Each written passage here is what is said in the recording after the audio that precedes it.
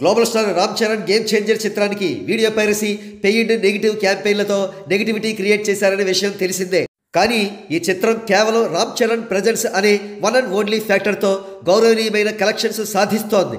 400 కోట్ల రూపాయల gross collections ఇప్పటికే సాధించిన ఈ చిత్రం అనేక ఏరియాల్లో బ్రేక్ ఈవెన్ అయ్యే అవకాశాలు కూడా స్పష్టంగా కనిపిస్తున్నాయి.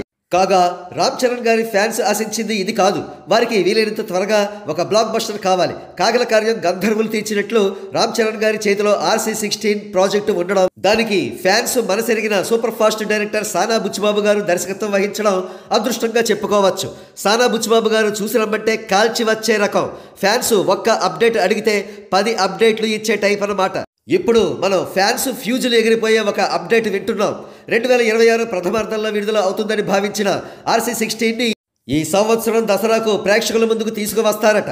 అంటే గేమ్ చేంజర్ రిలీజ్ అయిన జస్ట్ 10 నెలలలోనే RC16 రిలీజ్ అవుతుందన్నమాట. చేతిలో బౌండెడ్ స్క్రిప్ట్ ఉంటే అడ్వాంటేజ్ ఇది.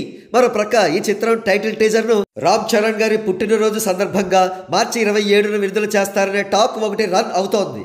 ఈ సినిమాలో అన్నింటికంటే హైలైట్ రామ్ చరణ్ గారి బల్క్ లుక్స్ అని చెప్పవచ్చు.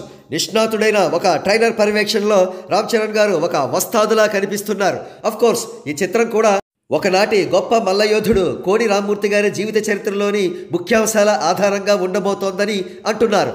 గార్జియస్ బ్యూటీ జాన్వీ కపూర్ ఈ చిత్రంలో హీరోయిన్. AR రెహమాన్ సంగీతం అందిస్తున్నారు.